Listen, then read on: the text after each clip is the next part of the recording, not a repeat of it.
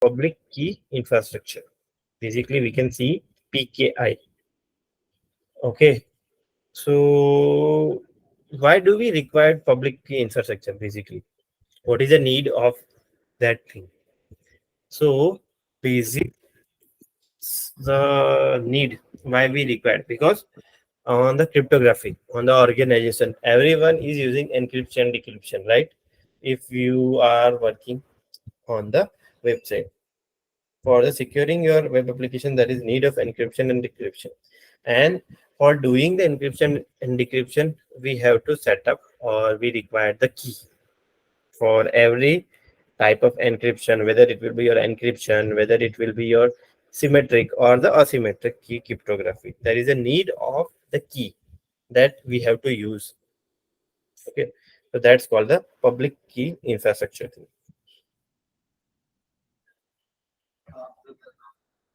Okay, so here the thing is how to secure those key. If you are suppose you are working on the Thinkcloudly team, they have provided the encryption key. Okay, encryption is in the process. How to secure those keys that are used by the encryption part? Okay, because we have to store those things, those keys on the server, and transmit those keys with a recipient in a secure manner. Okay, key creation, key management thing, key deletion, all these things will be there if you are using any encryption or the decryption. So for that, the public key infrastructure came in the picture. Okay, so it is a we can say, is that a use of pair of keys to achieve the security services. The key pair compromise of private and the public key, whether it is using asymmetric or symmetric, there will be at least two keys that are be used on the cryptography side. Okay, since the public key are open domain, they are likely to be the abused. It is thus necessary to establish and maintain some kind of trusted infrastructure for managing these keys. Okay, what if your keys are compromised? So if keys are compromised, then attacker is easily decrypt those content, those website related data that has been encrypted over the internet. Okay, whatever you are storing, if your key is stolen, then anyone can have the access to particular that data. They can decrypt those things. Okay, so that is called the PKI. Public key infrastructure is in came into the picture. So basically, public key infrastructure is related to key management. Basically, the key creation, deletion, uh, key management, those type of thing will be applied to the public key infrastructure things. In that, there is a key management things. Okay, so this is a thing basically. First will be your key generation thing. Second will be your key establishment thing. Third will be your key storage thing, and key usage, key archival, and the key destruction. Once your encryption and decryption is done, you have to delete those keys. Okay, so this is all process. Six processes are involved, and it is called the key management thing. You can see here. Basically, it goes without saying that security of any crypto system depends on upon the how security its key are secure or the managed. The process that has been used, okay, that everything is part of the key management part, because everyone right now using the keys that are involved.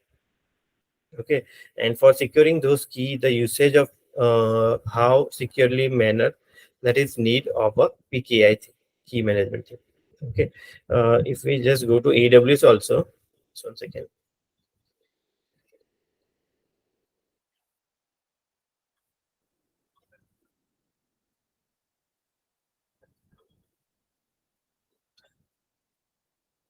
Okay, So ये रहा, so we can see here things. Okay, so if we just go to key management thing, you can see key management services that are available, and this is cryptography for the AWS payment. If we just go to key management service, KMS basically. Okay, here is the thing. Okay, uh, it has a centrally management portal for the key for that are used on your AWS account. So here is the thing. So either key management, uh, it is related to your cryptographic keys either, or you can have your custom keys also. Okay, cryptographic keys that are related to your encryption, decryption, and asymmetric, any type of encryption or the cryptographic control you have implemented, you have to create the keys for that. Okay, so that is a thing. Second will be key management, deals with the entire life cycle. So for all the keys, they have defined the life cycle also. First will be starting from the key generation. Second will be your key establishment. Third will be storage, both key usage, key archival, and the key destruction part. Basically, so key generation is nothing but creating a new key that is related to your cryptographic control. Okay, so that will be your part.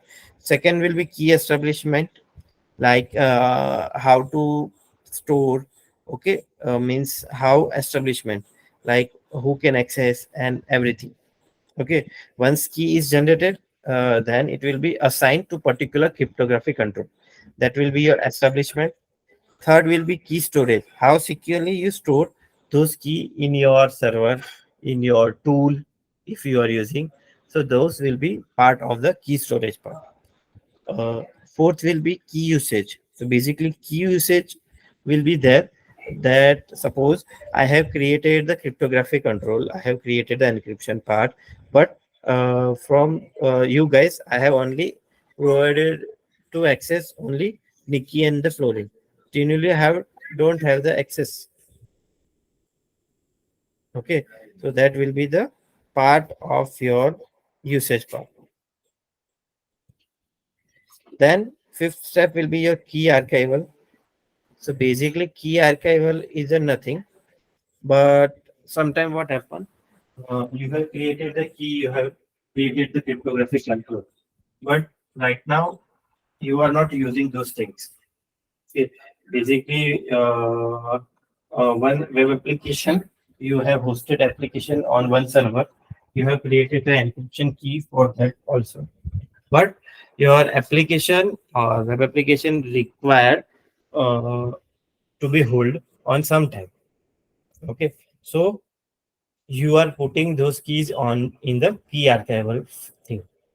So after 1 month or 2 months, you are able to use those keys again.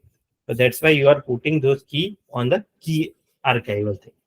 That is called the part of the key archival. And last step will be key destruction. So once your work is done, everything is done, you have to delete or the remove those things from the server itself. It is called the key destruction or the remove, basically. It is called the key management life cycle. So this is whole life cycle that is for a particularly key management. Okay, so these all steps are involved in the key management software itself. Okay, if your organization using any software that is related to storing, mainly purpose to store the keys, then it will be used. Okay, over there you can see all these life cycle from starting from the key management to key destruction things. Okay, so that's the thing. Thank you for watching. Switch from non-IT to IT today. Explore www.thinkcloudly.com.